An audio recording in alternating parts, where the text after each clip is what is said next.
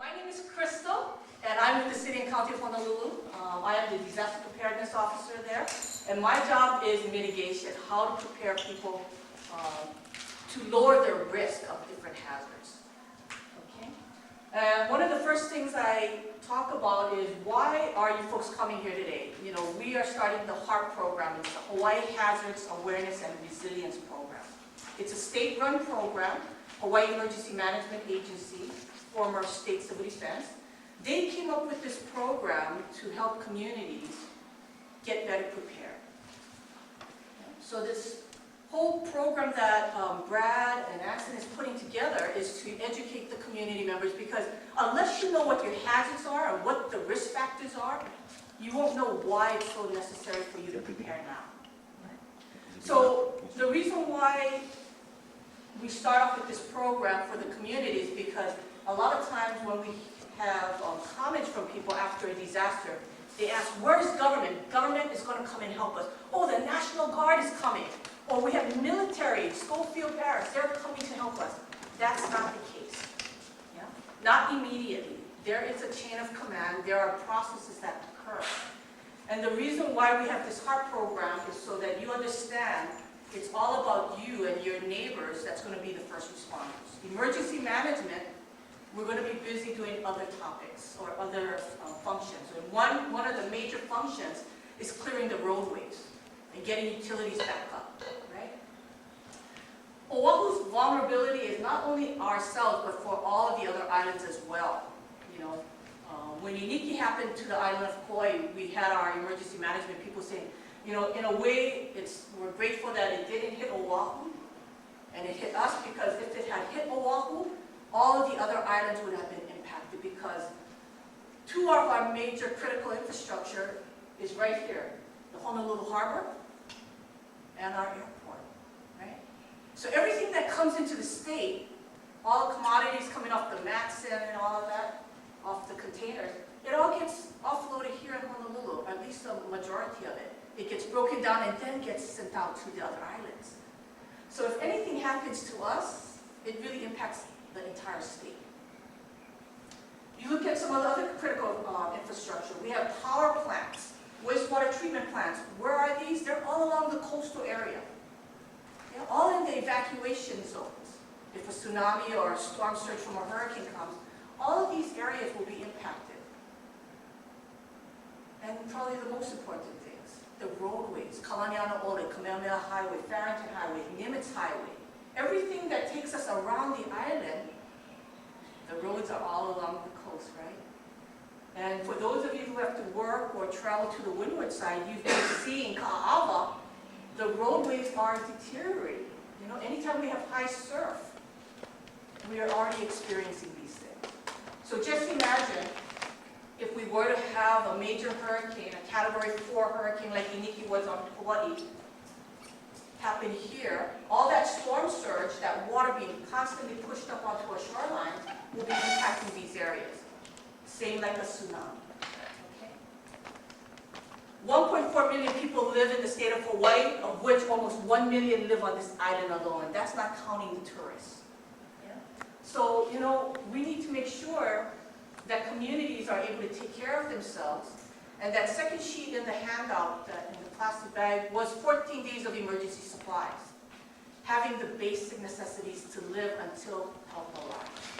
And we're not talking about gourmet meals or anything like that. We're just talking about enough calories to keep you alive until help arrives. Okay? So it's not having to haul and spend a lot of money, but just having the basic necessities to have on hand should you become isolated. Okay? So today's course is all about emergency management and what our roles and responsibilities are, so that you understand why it's so important that you as an individual and as a neighborhood will need to take care of yourselves and help one another until government arrives. Okay? So the county is where I work. I work with the City and County of Honolulu, and that's where everything happens. We start with the first one that gets started. You know, we have our first responders, fire, police, emergency services. That includes our ambulance and lifeguards. And so our main priority is to warn and evacuate when things happen, for any hazards.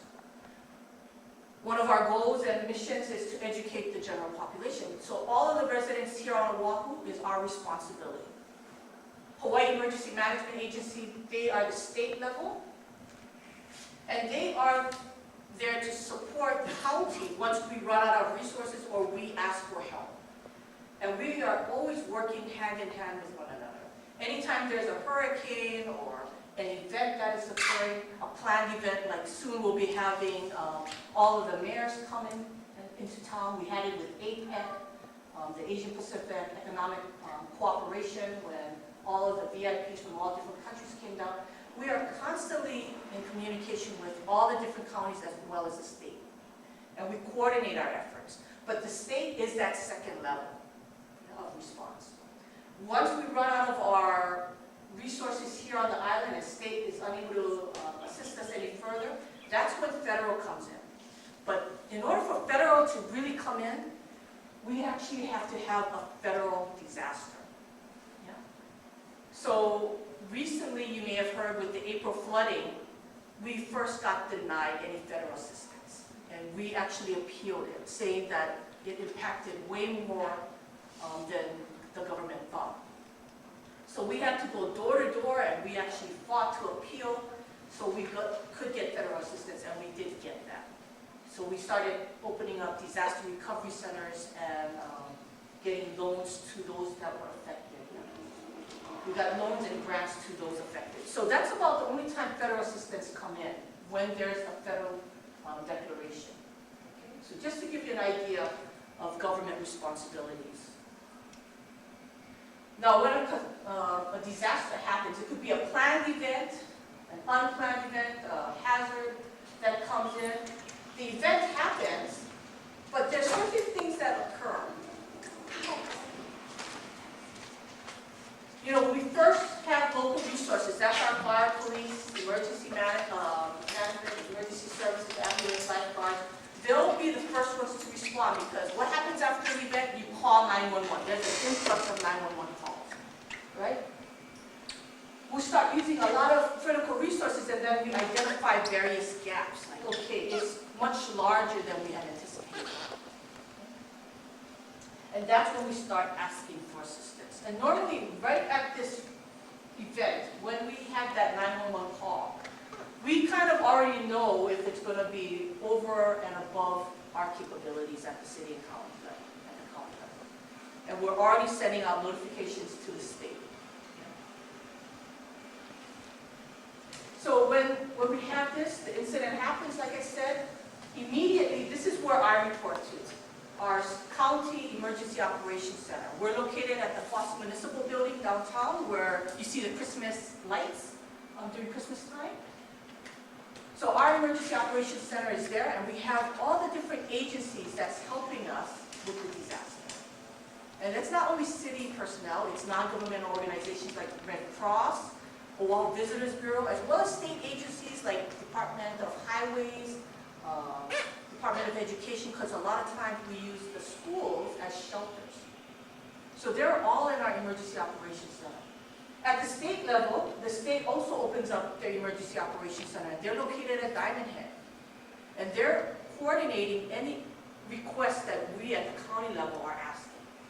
So just imagine, we're doing all this coordination, and that leaves you in your homes or in your neighborhoods fending for yourselves. Because we're doing the background. We're doing the back end of things. How do we get the roads open so we can get to you folks? How do we get the power back up? Yeah? How do we get that water to get into the homes? Without water, you can't flush. Without power, we can't use that water to pump up. So without power, there's no water. Yeah? So all of these things kind of are on our forefront as far as responsibility. And then it moves up all the way to the federal level. Now, you may have seen this for those of you who are active military or were in the military.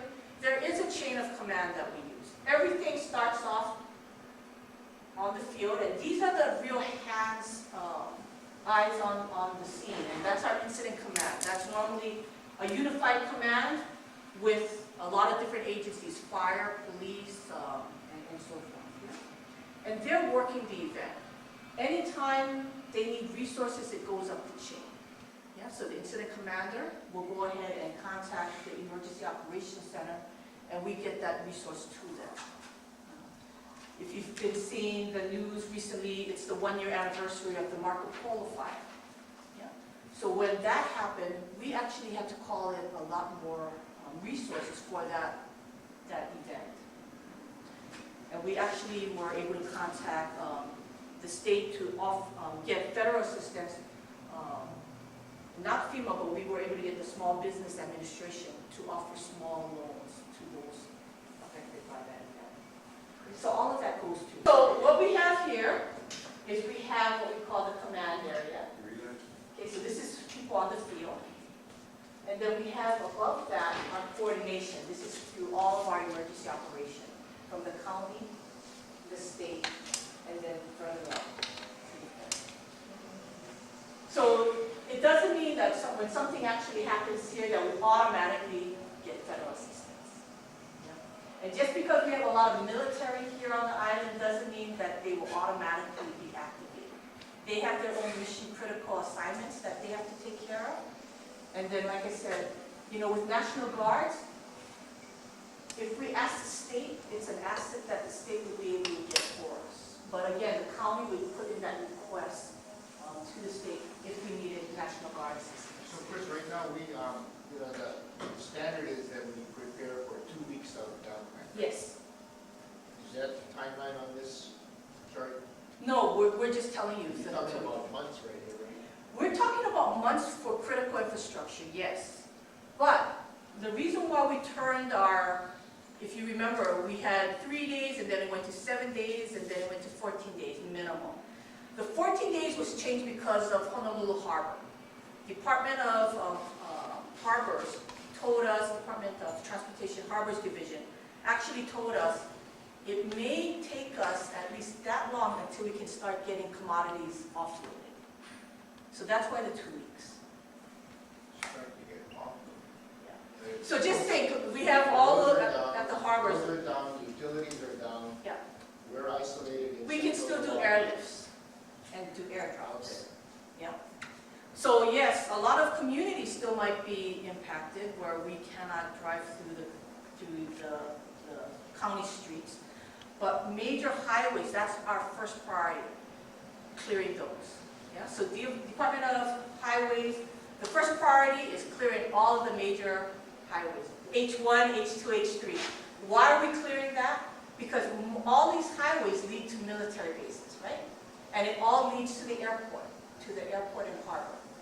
So if we clear those areas, we actually have modes of transportation to and from those major areas. Once we clear those areas, we're clearing the major critical infrastructures, hospitals, police stations, fire stations. The one good thing, if a disaster were to happen, there's a fire station in every community.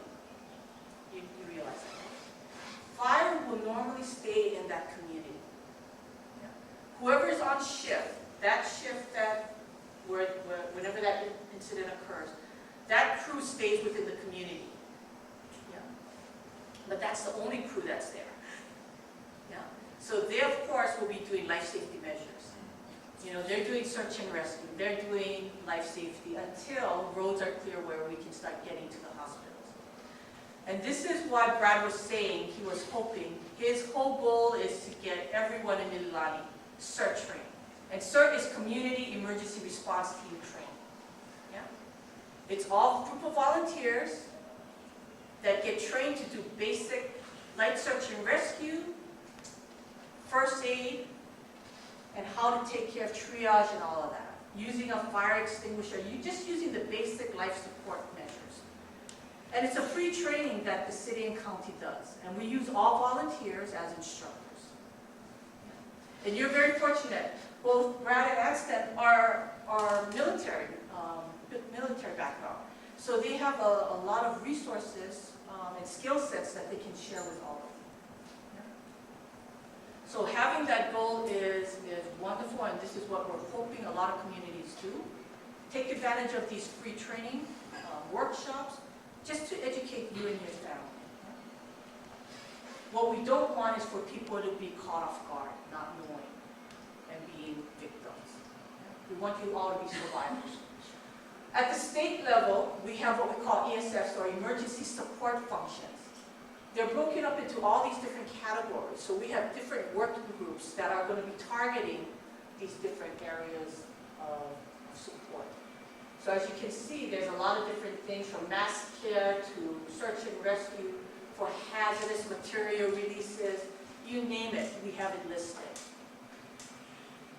But just think, again, all of these resources are great, but if they can't get to you, you folks are the first responders for your family and perhaps for your neighbors and your community until the roads are cleared and help arrives.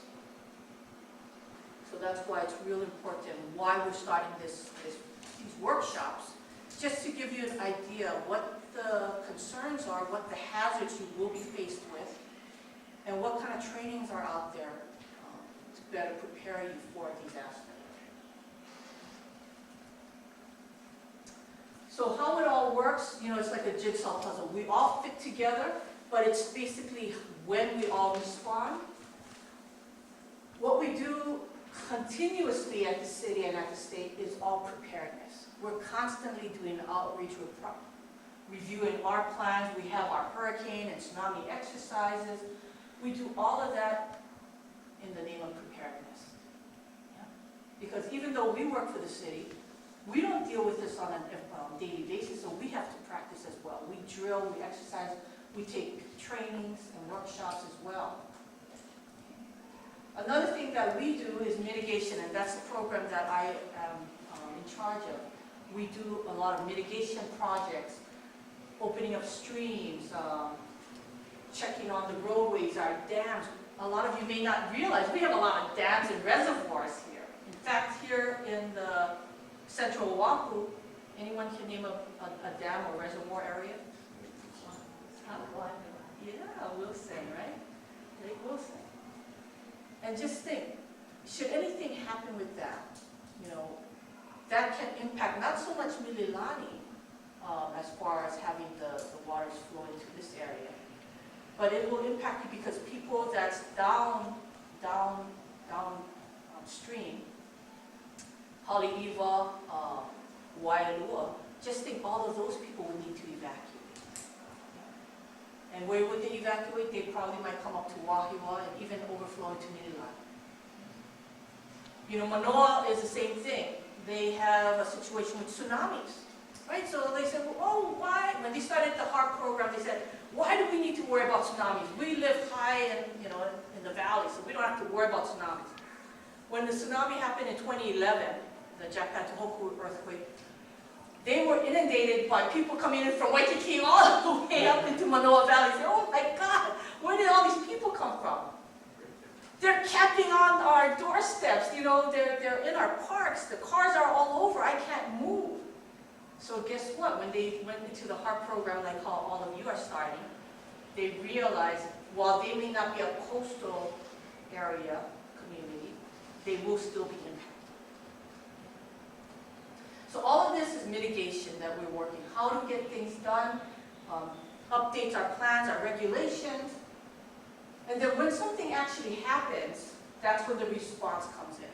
All the alerts, And one of the important things that we do for response is to make sure that our outdoor warning siren systems work. How many of you actually hear that every month? Okay, great. The problem is, it's an outdoor warning system. So normally, you have to be outside in order to hear it.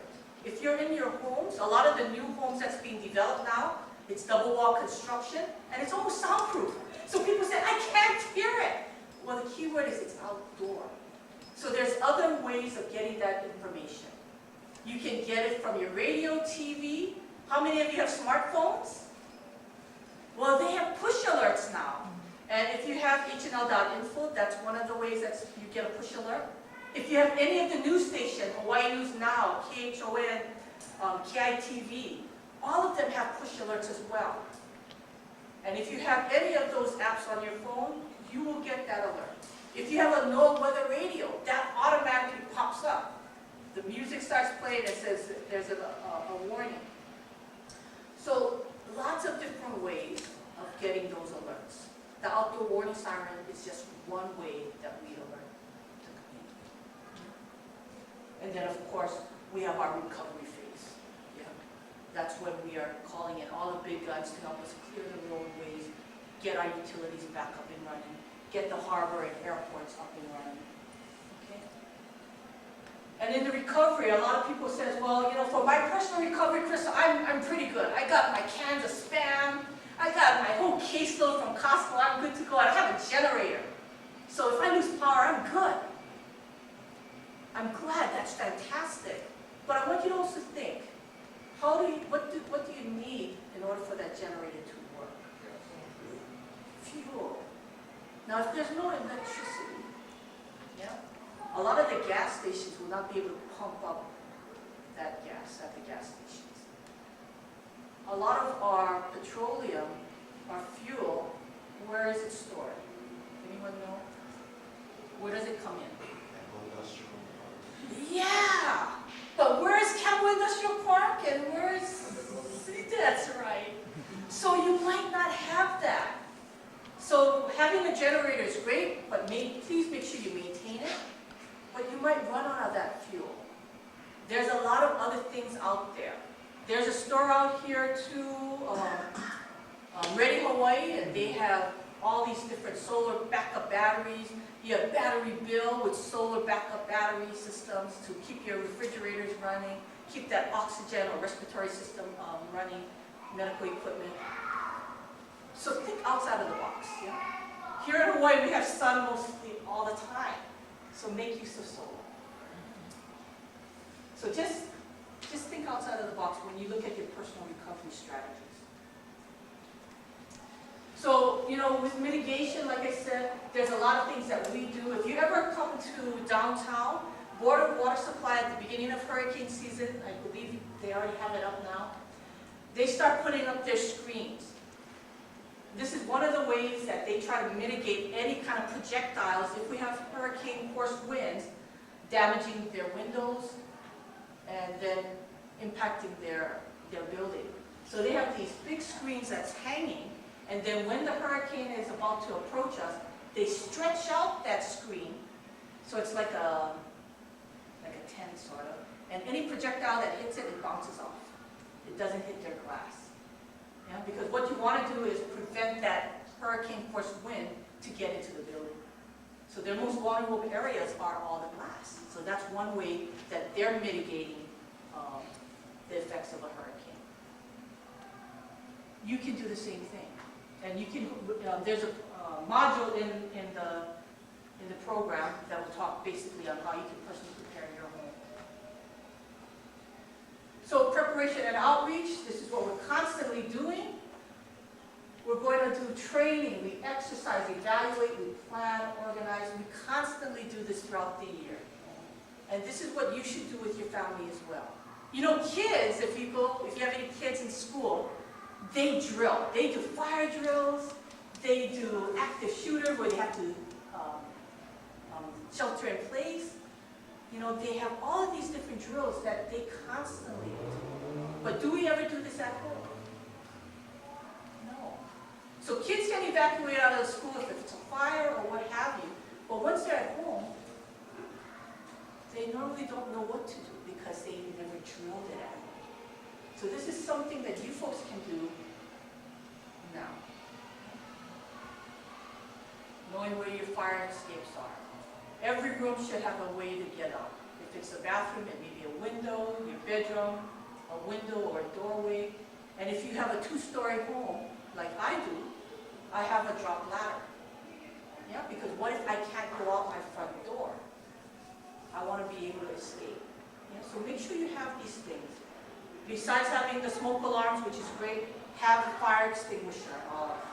But that's all part of the training, identifying gaps in your own personal protection and preparedness. So this program, like I said, was developed so that you folks all have the tools to get you better prepared should a disaster strike our islands.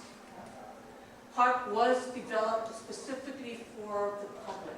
It's done in simple modules so that you can digest the information in little bits and pieces. So it's about an hour for each module, so that you can go ahead and absorb that information, go home, look at your plans, and start developing your own emergency preparedness strategies. We kind of talked about our resources already. And you know, one of the things that Brad made mention in all of his earlier briefing was this. You know, when people don't have a plan, when people don't have their emergency supplies, what can happen? Yeah. Because, you know, people are going to be starting to get panicky. They're going to realize that, hey, my neighbor is fully stocked. Or, you know, I think that Brad, because he's been doing this, he's been doing these workshops, his house must be filled with emergency supplies. You know, and we want to make sure that you take care of one another, watch out for one another, because this is what could happen. We don't want this to happen, but you know, look at what's happening on the Big Island. You know, people evacuated from the home because of the eruption, and people went in and, you know, we think of us as being the Aloha State, and we are in most situations. But there are a lot of people that will get desperate or find an opportunity to do these things. Yeah? So that's one of the things that if we all are prepared, maybe there's less opportunity for this to happen. We've talked about this already, alerting the public. These are all the different ways of getting it. Social media has been one of the biggest changes that we've had within the last 10 years. You know, older adults, we're not into social media. We are traditional media. We get the information from radio, television, newspapers, and things like that. Kids nowadays, they don't even know what a phone book is. You know, they don't know how to read a newspaper. Everything is on social media, online. So we use all of these different ways to hit all different target audiences. So social media, it works. One of the other areas that are really into the youth nowadays is Instagram, where they're constantly taking pictures because they want to know what's happening. So that's another area that we're looking into as well, YouTube and all of that.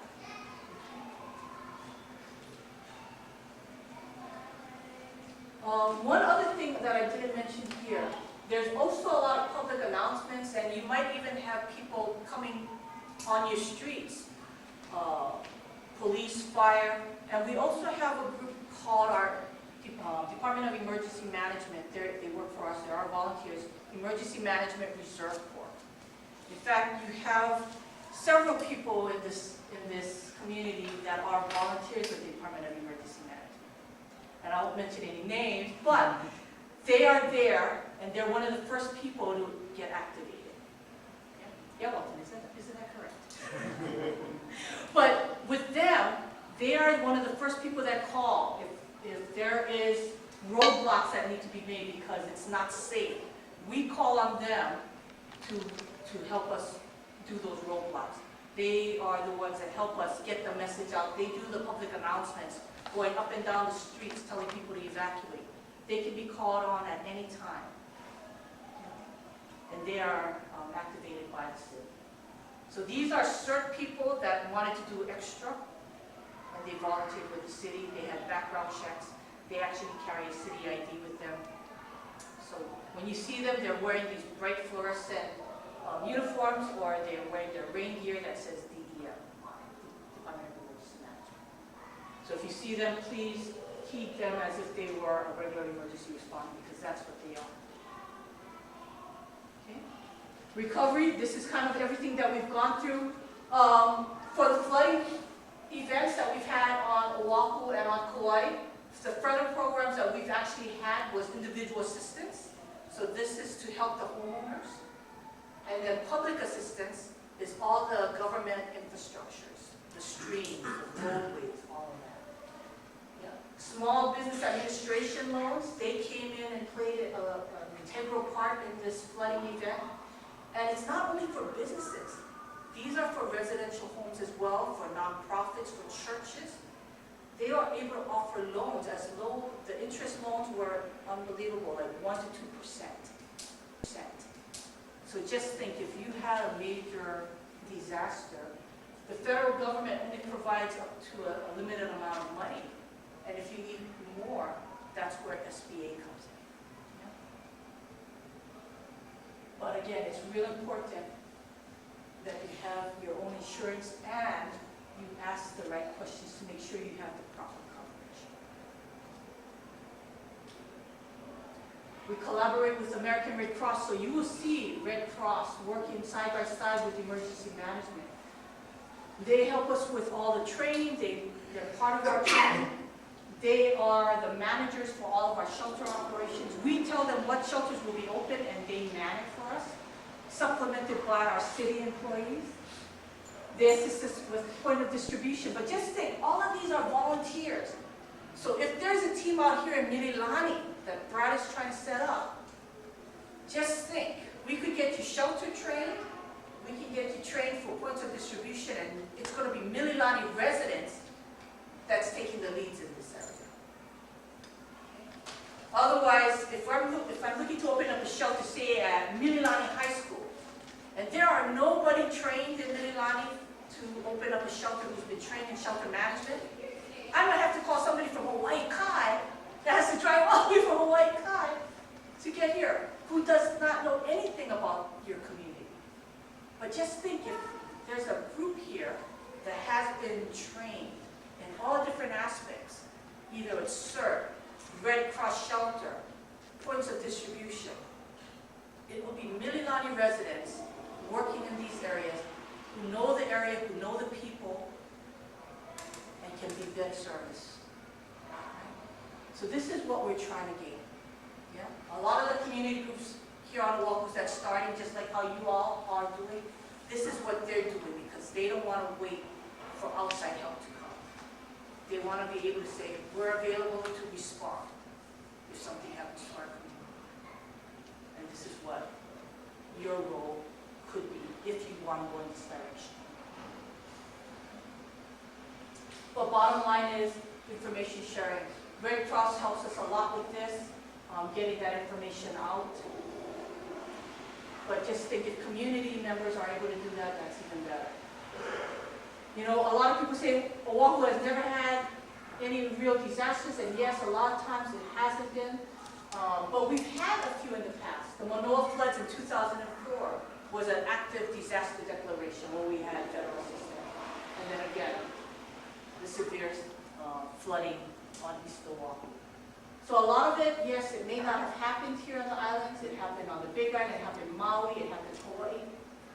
But we've had a few, you know. So it doesn't mean that it could never happen to us. It's rare that it does, but it could. Yeah? It just takes one incident. Our worst case scenarios, as you can see by money, you know, hurricanes cost the most for recovery. But the one that I worry about is tsunamis, because even though you live here in Mililani, we work and play along the shoreline. And one of the modules that HARP will talk about is on tsunamis, because no one needs to die from a tsunami event. But all of this you'll learn through the modules. People who didn't know died. Yeah? Crystal, Yeah. if I could share with everybody real quick, because I just found this out the other day, I put in my brief. That 1960 tsunami, that was an earthquake that happened in Chile. That ended up killing people in Hawaii. Yeah. And then it went on and killed 133 people in Japan. Yes. From Chile. Yeah. 5,000 plus miles away. Yes. It's amazing. Yeah. That was before the tsunami warning systems were in place. Yeah. So there really wasn't any alerts. Wow. Right. People just saw the water coming out and You know, in the after that, put the it was because of those past events, that's why we started having the outdoor warning sirens. Okay, yeah. Yeah. And now with hurricanes and all these other events that's coming out, the state is actually implementing and getting funding to actually put up more outdoor sirens all along, not only on the shorelines, but in the valley areas too. But, you know, we look at these events, and if we don't learn from it, and these numbers come back, you know, then we didn't do our job. So this should never happen, okay? This should never happen. And when you folks come to the modules that talk about tsunami, you will see that there are measures in place. If you know the natural warning signs, if you know what to do when you hear that outdoor warning siren, there are ways to take care of yourself.